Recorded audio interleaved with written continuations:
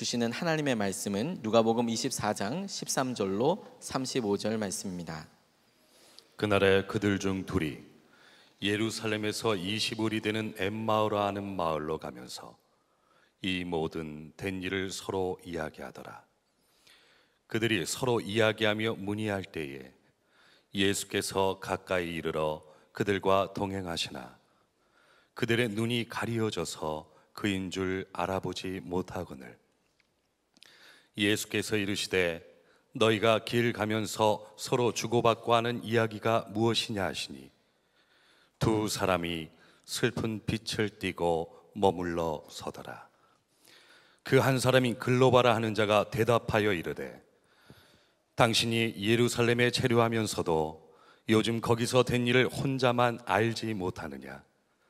이르시되 무슨 일이냐 이르되 나사렛 예수의 일이니 그는 하나님과 모든 백성 앞에서 말과 일에 능하신 선지자이거늘 우리 대제사장들과 관리들이 사형 판결에 넘겨주어 십자가에 못 박았느니라. 우리는 이 사람이 이스라엘을 속량할 자라고 바랐노라. 이뿐만 아니라 이 일이 일어난 지가 사흘째요. 또한 우리 중에 어떤 여자들이 우리를 놀라게 하였으니 이는 그들이 새벽에 무덤에 갔다가 그의 시체는 보지 못하고 와서 그가 살아나셨다는 천사들의 나타남을 보았다 함이라. 또 우리와 함께한 자 중에 두어 사람이 무덤에 가 과연 여자들이 말한 바와 같음을 보았으나 예수는 보지 못하였느니라 하거늘 이르시되 미련하고 선지자들이 말한 모든 것을 마음에 더디 믿는 자들이여 그리스도가 이런 고난을 받고 자기의 영광에 들어가야 할 것이 아니냐 하시고 이에 모세와 모든 선지자의 글로 시작하여 모든 성경에 쓴 바 자기에 관한 것을 자세히 설명하시니라. 그들이 가는 마을에 가까이 가매 예수는 더 가려 하는 것 같이 하시니 그들이 강권하여 이르되 우리와 함께 유하사이다. 때가 저물어가고 날이 이미 기울었나이다 하니 이에 그들과 함께 유하러 들어가시니라. 그들과 함께 음식 잡수실 때에 떡을 가지사 축사하시고 떼어 그들에게 주시니 그들의 눈이 밝아져 그인 줄 알아보더니 예수는 그들에게 보이지 아니하시는지라. 그들이 서로 말하되 길에서 우리에게 말씀하시고 우리에게 성경을 풀어주실 때에 우리 속에서 마음이 뜨겁지 아니하더냐 하고 곧 그때로 일어나 예루살렘에 들어가 보니 11 제자 및 그들과 함께한 자들이 모여 있어 말하기를 주께서 과연 살아나시고 시몬에게 보이셨다 하는지라. 두 사람도 길에서 된 일과 예수께서 떡을 떼심으로 자기들에게 알려지신 것을 말하더라. 할렐루야.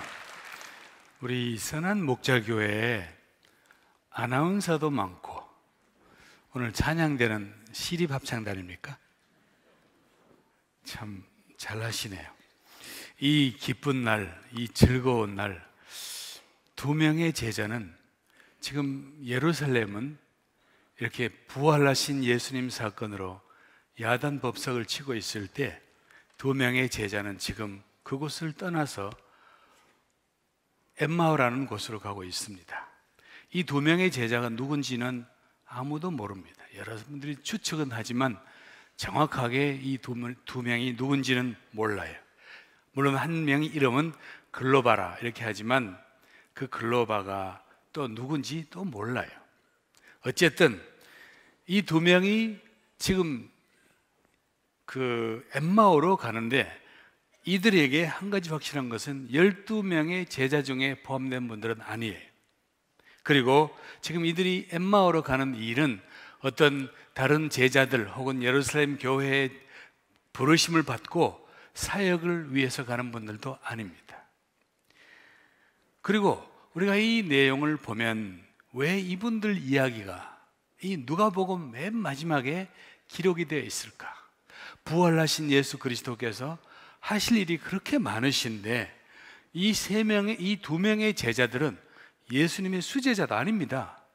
예수님이 평생에 3년 동안 사역하실 때 중요한 고비마다, 중요할 때마다 꼭 같이 동행했던 베드로, 요한, 야고보도 아닙니다. 그런데 어찌하여 주님이 이 두 명의 이름도 없는 제자들과 함께 1시간도 아니고 하루 반나절, 한 4시간 이상 아닙니까? 5시간 이상 그 바쁘신 예수님이, 이 땅에 계실 시간은 제한되어 있는데 바쁘신 예수님이 하루 반나절을 이들과 함께 시간을 보내셨을까? 그러면 이제 우리가 추측을 하는 거예요. 그럼에도 불구하고 누군지는 모르지만 추측을 하는 거예요. 도대체 이들은 누구였길래 왜 주님이 여기 오셨을까? 이 두 명은 11명의 가룟 유다 빼고 11명의 제자들 속에는 포함되어 있지 않지만 적어도 그 무리들 가까이 있었던 리더 그룹 중에 한 명이었던 것은 맞는 것 같습니다. 왜냐하면 이 두 명은 오늘 새벽 자기들과 같이 있던 제자, 또 여자들, 마리아, 두 명의 마리아들이 무덤에 가서 예수 그리스도가 부활한 사실을 알고 달려와서 전파하는, 이야기하던 그 모든 내용들을 다 듣고 있는, 옆에서 본 사람들이에요. 그러니까 이분들은 굉장히 제자들 가까이 있었던 중요한 사람들인 것은 맞습니다. 이제 중요한 얘기는, 그러면 다시 돌아가서, 그러면 왜 이 사람들은 예루살렘을 지금 떠나고 있을까? 그 뒤숭숭하고 다른 제자들은 대책회의를 하느라고 난리가 하고 있을 터인데 왜 이 사람들은 예루살렘을 떠나고 있었을까? 궁금하지 않습니까? 한 가지, 만약 이들이 예수 그리스도가 십자가에 죽으신 것 때문에 두렵고 떨림으로 떠났다면은 지금 떠날 날이 아니에요. 지금은 떠나는 시간이 아니에요. 그분들이 만약 그런 이유로 떠났다면은 벌써 사흘 전에 떠났어야 돼요. 예수님이 잡히던 순간에 멀리 도망을 갔어야 돼요. 근데 그들은 지난 3일 동안 십자가에 못 박히신 예수님이 무덤에 묻혀있는 그 기간 동안, 예수님이 십자가에 달리시는 그 기간부터, 예수님이 십자가에 달리기 위해 붙잡히던 그 시간부터 이들은 예루살렘에서 다른 제자들과 같이 있었습니다. 그런데 왜 갑자기 이들은 부활하셨다는 소식을 듣고 이들은 떠날까요? 좀 이렇게 추측이 오지 않습니까? 여러분, 모르긴 해도 이 두 명은 예수님과 보통 관계는 아니었던 것 같습니다. 보통 사이는 아니었던 것 같아요. 제자들을 못지않는 그런 사이였던 것 같습니다. 그런데 왜 떠날까요? 우리가 짐작하는 거예요. 아마 이들은 예수님이 정말로 부활하셨다는 소식을 듣는 그 순간 이 사람들은 차마 예수 그리스도를 볼 면목이 없었던 것은 아닐까. 도저히 다른 사람은 몰라도 우리가 그랬다는 그 죄책감 때문에 부활하신 예수 그리스도를 볼 면목이 없어서 떠나는 사람들이 아니었을까. 어쩌면 이들은 예수 그리스도가 십자가에 못 박히실 때에 자기들이 먼저 앞으로 가서 나도 잡아라, 나도 죽여라 이렇게 했어야 될 사람들이었는데 그 일은 그냥 도망가고 숨었던 사람들이 아니었을까 짐작해보는 거예요. 그래서 어쩌면 이 사람 중에 한 명은 무덤 속에 죽었다가 살아난 나사로는 아닐까? 혹은 회당장 야이로는 아닐까? 혹은 거라사에서 귀신 들렸던 그 사람은 아닐까? 추측을 해봐요. 추측일 뿐입니다. 그러나 한 가지 분명한 사실, 이 두 명은 예수님에게 큰 신세를 졌던 사람들인 것은 맞는 것 같습니다. 자, 이제 예수님이 이들과 함께 길을 가십니다. 성경은 친절하게 어떤 지역의 거리를 이렇게 정확하게 내놓은 데 없어요. 25리는 한 12km 되는 거리예요. 12km를 제가 하루에 4km를 빠른 걸음으로 걸으니까 제 걸음에 50분이 걸립니다. 여러분은 어떻습니까? 그러면 12km면 적어도 50분 곱하기 3이면 150분, 3시간 반입니다. 그런데 지금 이 사람들이 빠른 걸음으로 가지 않고 길 가면서 예수님하고 지금 성경 이야기 듣고 질문하고 이렇게 갔기 때문에 최소한 5시간은 갔지 않겠는가. 이렇게 가서 이제 마침내 이들이 가려고 하는 엠마오 마을에 도착을 했습니다. 엠마오 마을에 도착할 때까지 이 2명의 제자들은 자기들과 같이 오고 있는 이 낯선 분이 예수 그리스도인 줄을 몰랐어요. 눈이 가리워져서 못 알아봤다 그랬습니다. 잘 기억해 놓으세요. 그리고는 엠마오 마을에 들어왔습니다. 주막도 아니고 호텔도 아닙니다. 엠마오 마을에 들어왔어요.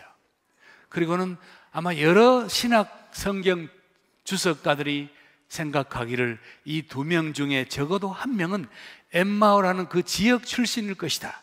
그래서 이 2사람이 아마 자기들 고향으로 낙향하고 있는 중이다. 이렇게 생각을 해서 맞는 것 같습니다. 고향으로 낙향합니다. 서울에 있다가 일이 잘 안 되면 시골로 귀농하는 분도 계신 것처럼 이 사람들도 예루살렘에서 예수 그리스도를 따라서 이스라엘을 회복하고 큰 일을 하려고 했다가 모든 것이 안 되고 나서 이제 모든 것을 포기하고 낙향하는 이 사람들, 쉽게 말하면 자기 고향에 들어온 거예요.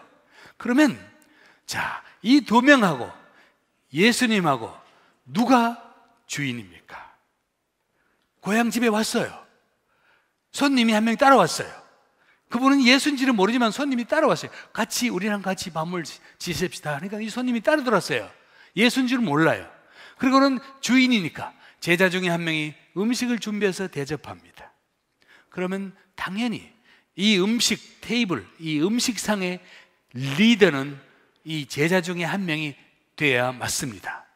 그런데 오늘 성경에 보면 우리의 예상을 깨고 이 음식을 준비하고 손님을 이렇게 맞이했던 주인이 그들이 아니고 이 음식 위에서 기도하고 리드하는 리더는 같이 온 손님 예수 그리스도가 지금 리드하고 있는 거예요. 이거 참 잘 기억해 보세요. 왜 이런 일이 일어났을까? 예수 그리스도는 엠마오 길에 제자들에게 나타나셨을 때 그 자리에서 바로 지금 뭐하고 있니? 하고는 나타나셔가지고 내가 누군지 볼래? 하고는 자기 자신을 드러냈으면 될 거예요. 그런데 주님은 그렇게 하지 않으셨어요. 몇 시간을 같이 오셔가지고 굳이 이런 과정을 지금 밟고 있는 겁니다. 한번 여러분 잘 이 그림을 한번 그려보세요. 이 과정을 밟고 있는 거예요. 그래가지고는 음식을 내놓았는데 정작 감사 기도를 이끌어가던 리더는 2명의 제자들이 아니라 예수 그리스도가 떡을 떼시더니 갑자기 같이 기도합시다 하고는 손을 들고 축사하기 시작합니다. 요 과정이 되니까 그제서야 비로소 2명의 제자들이 예수인 줄 알아보았다고 되어 있습니다. 그제야 그들이 예수인 줄 알아보았대요. 그러면 도대체 길거리에서 눈이 가리워졌을 때는 언제고 눈이 가리워졌다는 것은 누군가가 이들의 눈을 가리운 거예요. 성령께서 이들의 눈을 가리운 거예요. 그리고 지금 떡을 떼시는데 이들의 눈이 열리게 해주신 거예요. 자기들이 눈을 뜬 게 아니라 눈을 쉽게 말하면 예수 그리스도를 알아보았다 그랬어요. 눈을 뜨게 한 거예요. 무슨 일이 벌어졌을까요, 여러분? 떡을 떼시는데 떡을 떼시면서 주인이 떡을 떼서 축사했으면 예수님은 그냥 조용히 받아서 드시면 됐을 텐데 예수님이 떡을 들고 축사했기 때문에 2명의 제자들은 떡도 보았지만 무엇을 보았을까? 예수님 손에 마르지 아니하는 핏자국, 그리고 손목 가까이 깊이 패인 못 박힌 그 상처를 보지 않겠습니까? 예수 그리스도의 못 박히신 그 손을 제자들이 본 것입니다. 그 손을 보는 순간 제자들의 눈이 밝아졌다 그랬어요. 주님께서는 왜 이런 과정을 통하여 자신을 나타내셨을까요? 우리가 추측하는 답은 한 가지입니다. 예수 그리스도는 이런 과정을 통하여 실망하고 낙심하고 죄책감으로, 배신의 죄책감으로 예루살렘을 떠나는 두 제자에게 오셔서 못 박히신 손을 보이시면서 용서를 보여주시는 거예요. 너희가 비록 나를 배신하고 떠나도 배신한 것은 너희들이었지 나는 한 번도 너희들을 배신한 적이 없다. 용서의 주님이 오셔서 용서의 사랑을 보여주신 것입니다. 변한 것은 제자들이에요. 마음이 변하고 흐트러지고 배신한 것은 제자들이었습니다. 예수 그리스도의 사랑은 어제나 오늘이나 영원토록 변함이 없으십니다. 오늘 예수님은 이 사실을 보여주고 싶으셨어요. 제자들이 그 밤에 그 제자들이 예루살렘으로 달려갑니다. 달려갔더니 자기들이 떠나왔던 그곳에는 여전히 11명의 제자들과 다른 무리들이 모여 있었다 그랬습니다. 그들이 거기 가서 무슨 말을 했습니까? 그들이 다시 그 무리들 속에 들어가서 이 엠마오의 두 제자들이 무슨 말을 했습니까? 한 가지예요.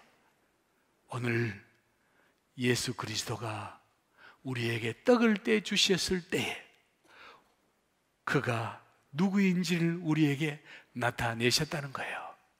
35절에 가면 그렇게 나와 있습니다. 오늘 이 엠마오의 두 제자뿐만 아니라 예루살렘에 남아있던 모든 제자들도 똑같은 감정이에요. 예수는 부활하셨다는데 모든 사람들이 그곳으로 달려가지 못하고 우왕좌왕하고 죄책감 속에 그냥 의기소침해 있는 그 가운데 엠마오의 두 제자들이 오더니 우리가요 못 박히신 예수 그리스도의 손을 보는 순간 그분이 우리 예수님인 줄 알았어요.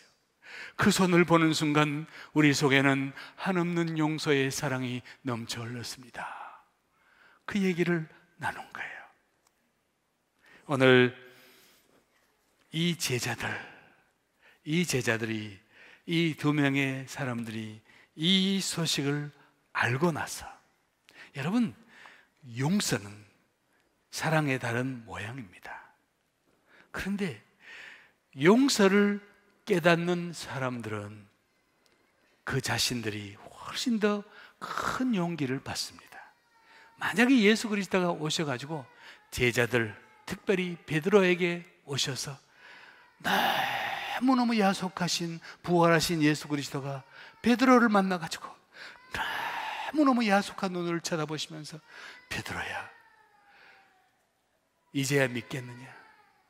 나는 너가 그렇게 부인할 줄은 정말 몰랐다 하고 베드로를 책망하기 시작했으면 어떤 일이 벌어졌을까요, 여러분? 예수는 그런 길을 택하지 않으셨습니다. 부활하신 예수 그리스도는 그 방법을 택하지 않으셨어요.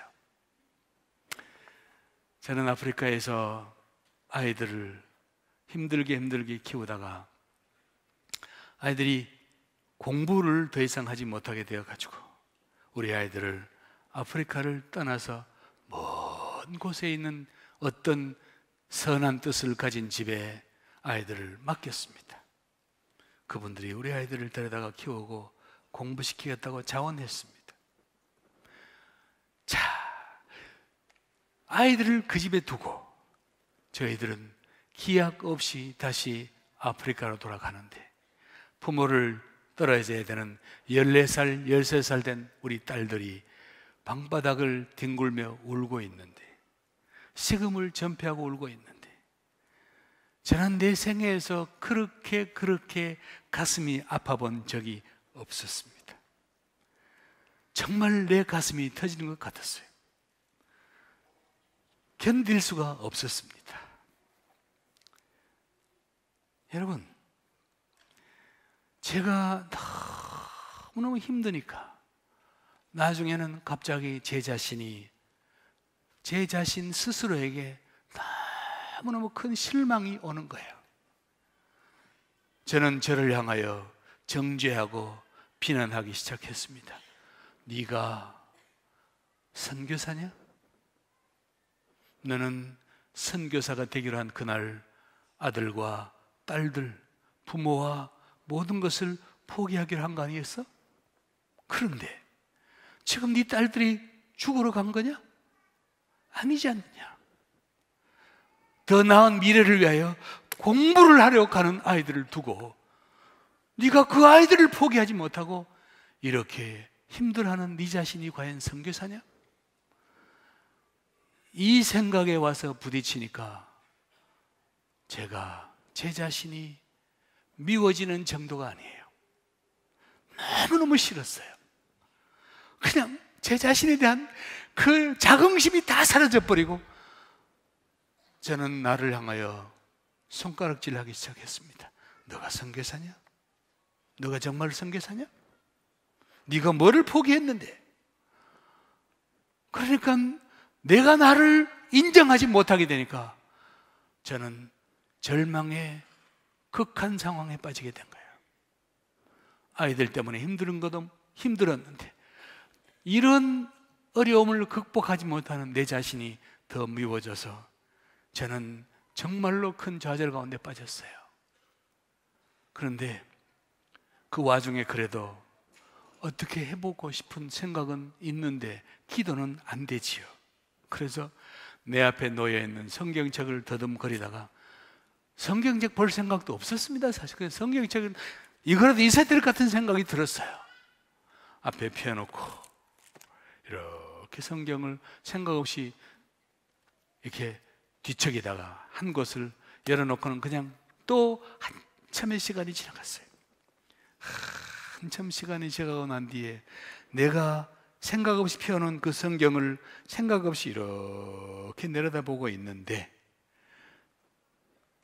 내려다본 그 장면이 어디였던가 하니 마태복음 26장 예수 그리스도께서 십자가를 앞두고 겟세마네 동산에서 기도하던 그 모습이었습니다. 그 장면이요. 그런데 그 장면을 읽다가 저는 저도 모르게 대성통곡을 하기 시작했습니다. 왜 그랬을까요, 여러분? 무엇 때문에? 저는 그때 예수 그리스도의 모습을 봤어요. 어떻게? 십자가를 앞두고 주님이 기도하는 장면. 주님이 어떻게 기도하셨어요? 아버지, 제가 얼마나 이 순간을 기다렸어요. 저는 지금 너무너무 흥분되어 있습니다. 제가 지난 33년 동안 얼마나 내가 비난과 멸시와 조롱 속에 살았습니까? 마침내 오늘이 왔네요. 내가 얼른 빨리 지게요. 그렇게 기도했어요? 아니었지 않습니까? 예수 그리스도는 너무너무 진솔하게 아버지, 할 수만 있으면 이 잔을 내게서 지나가게 해주세요. 다시 말하면 아버지 하나님, 할 수만 있으면 이 십자가를 나에게서 지나가게 해주세요. 여러분, 지금 그게 예수님이 하실 기도예요? 그런데 주님은 그렇게 기도를 하셨어요. 몇 번이나? 3번. 3번 하셨어요. 똑같은 기도를 3번 하셨습니다. 제가 그 모습을 보는 순간 통곡이 나온 이유가 바로 이거였습니다. 전능하신 하나님, 예수님도 이렇게 힘이 드셨는데 내가 누구간데 내가 힘이 어찌 안 들겠느냐 하고 갑자기 내 자신이 용서가 되는 거예요. 내 자신이 내가 나를 용서하게 된 거예요. 그 다음 내 삶은 어떻게 됐을까요, 여러분? 극복한 정도가 아니에요.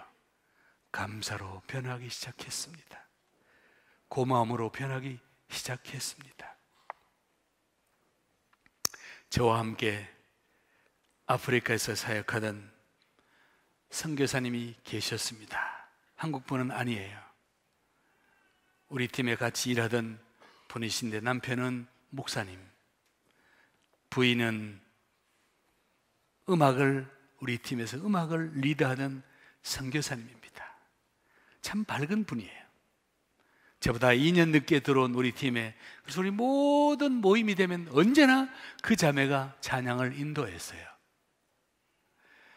그런데 저는 지금도 그날 잊지를 않고 있습니다. 아마 1991년도 저희 팀에서 매년 한 번씩, 1년에 한 번씩 우리 팀에 일하는 모든 선교사들이 모여가지고 총회를 합니다. 일주일 동안 우리가 필드 컨퍼런스를 그럽니다.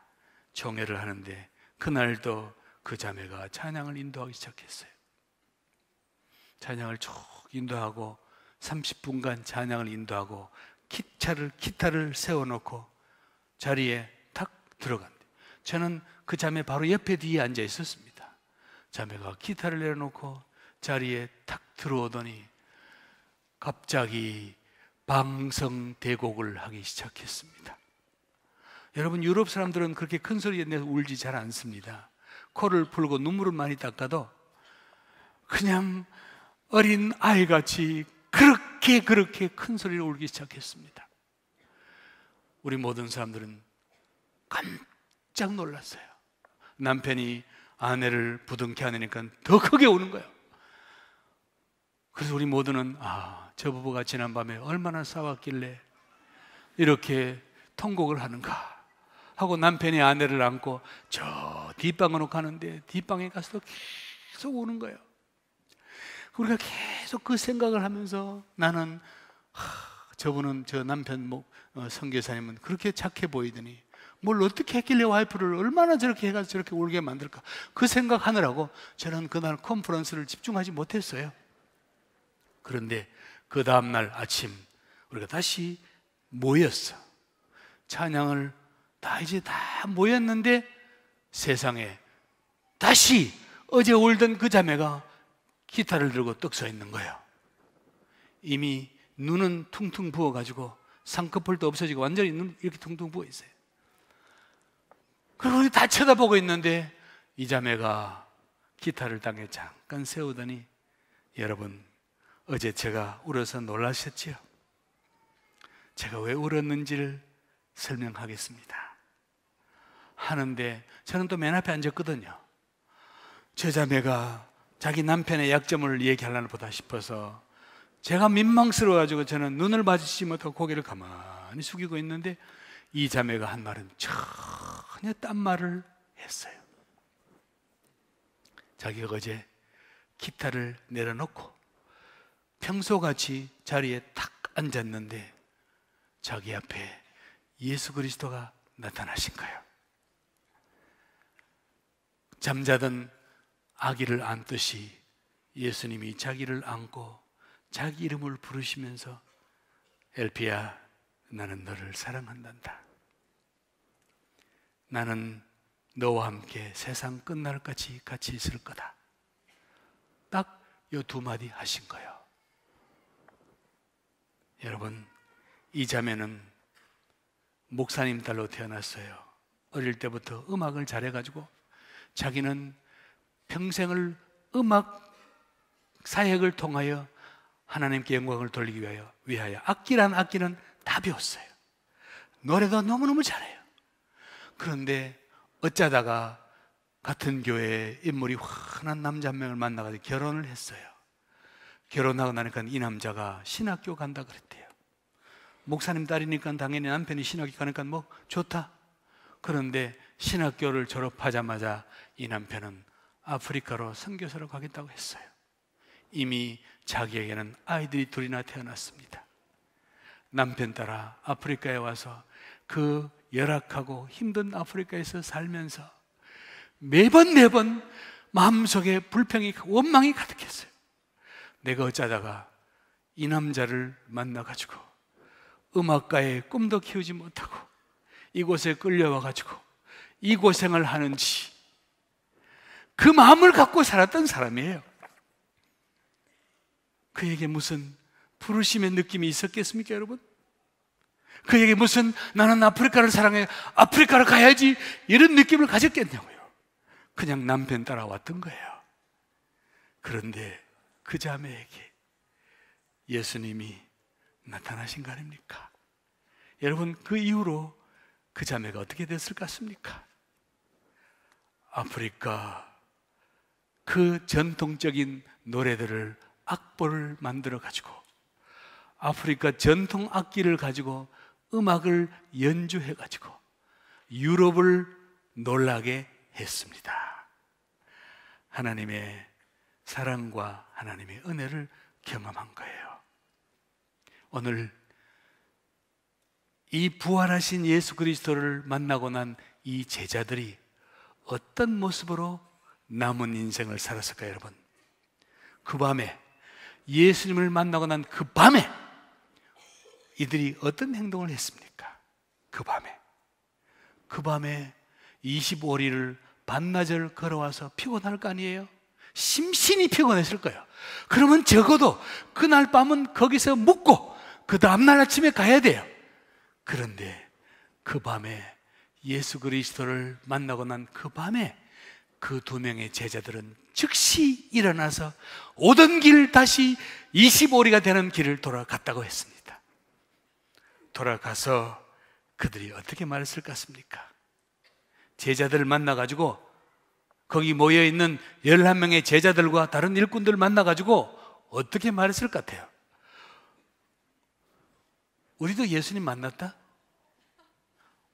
우리도 엠마오에서 예수님 만났어. 이렇게 말할 것 같습니까? 어떻게 말했을 것 같아요, 여러분? 어떻게 말했을까? 한번 상상해 보세요. 두 명이 달려왔어요. 헉헉하고 달려왔어요. 살아계신 예수를 만나고 지금 온 거예요. 어떤 말을 했을까요?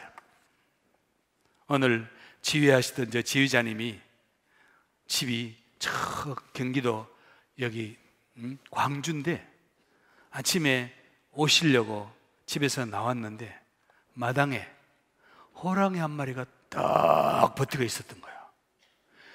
혼비백산하고 집으로 들어가서 전화해가지고 119들이 와서 호랑이를 데려갔어요. 근데 저분이 교회에 딱 와서 교회 마당에 딱 들어왔더니 성가대 반주자를 만났어. 그럼 저분이 뭐라고 말했을까? 반주자 보고, 아니, 아침에 나 집에서 나오는데 호랑이 만났다? 그랬을 것 같습니까, 여러분? 지금 내가 이제 지금 예를 드는 거예요. 아니, 나 집에서 나왔는데 호랑이 만나서 그랬을 것 같습니까? 모르긴 해도 택시를 타고 왔는데 택시 기사가 아무 관계 없어요. 근데 택시 기사 보고 내 아침에 글쎄 호랑이가 왔더라고 얘기하고, 그 다음에는 교회에 왔더니만 반주자뿐 아니라 만난 사람마다 그냥 이야 나 봤어. 뭐를 봤다는 거예요? 호랑이 봤다는 거예요. 그냥 막 계단으로 내려오는데 만나는 사람마다, 처음 보는 사람들, 세상에 내 아침에 나왔는데 호랑이 봤어요. 그래서 가는 게 있어요, 여러분. 오늘 이 제자들은 그렇게 증인이 된 거예요. 그렇게 증인의 삶을 산 거예요. 증인은 바로 이겁니다. 부활하신 예수 그리스도를 만난 분들은 증인이 될 수밖에 없어요. 부활하신 예수 그리스도를 깨닫게 된 분들은 증인이 될 수밖에 없습니다. 증인이 될 수밖에 없어요. 오늘 예수 그리스도가 굳이 엠마오로 도망가는 이 두 명의 제자를 찾아가서 직접 못자국 난 손을 보이시면서 그들에게 자신을 나타낸 그 이유, 행여라도 우리 가운데 나는 예수를 수십 년 믿어도 나는 언제나 한 번도 제대로 부활 얘기도 해보지 못하고, 나는 정작 중요한 때가 되면 예수 그리스도를 모른다고 부인하기도 하고 예수를 안 믿는 척 했던 이 모습, 그 가운데 주님이 오셔서 말씀하십니다. 너희가 비록 부족하고 넘어지고 자빠지고 실패했어도 나는 너를 사랑하고, 때로는 너가 네 속에 의심이 생길 때도 있지만 나는 이렇게 부활한 거야. 여러분, 예수 그리스도의 부활은 팩트입니다. 사실입니다. 픽션이 아닙니다. 사실입니다. 우리는 이 사실을 믿는 거예요. 우리는 이 사실을 알고 있는 거예요. 우리는 이 사실을 우리 마음속뿐 아니라 우리가 눈으로 보고 손으로 만진 사람들이에요. 그러므로 우리의 할 일은 한 가지입니다. 증인이 되는 것입니다. 이 교회는 증인들이 모인 곳이요.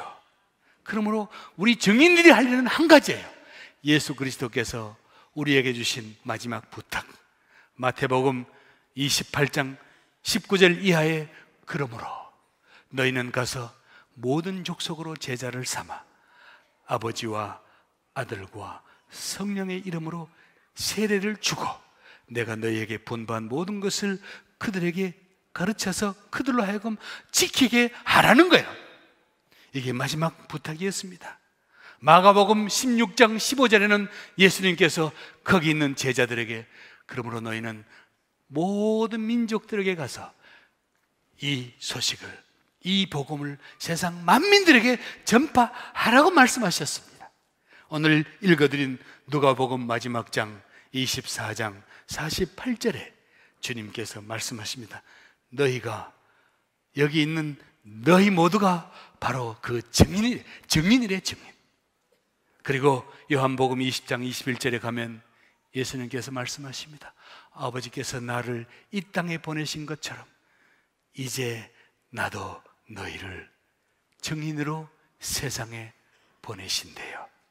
오늘 증인된 삶을 사시는 여러분 되시기 바랍니다. 우리가 선교에 올인하는 우리 선한 목자 교회 되셔야 돼요. 우리가 진정으로 예수 그리스도를 우리의 구주로 믿고 진정으로 예수 그리스도가 부활하신 주님으로 믿고 받아들이신다면 여러분들은 증인입니다. 증인의 삶을 사시는 여러분 되시기를 부활하신 예수님 이름으로 부탁합니다.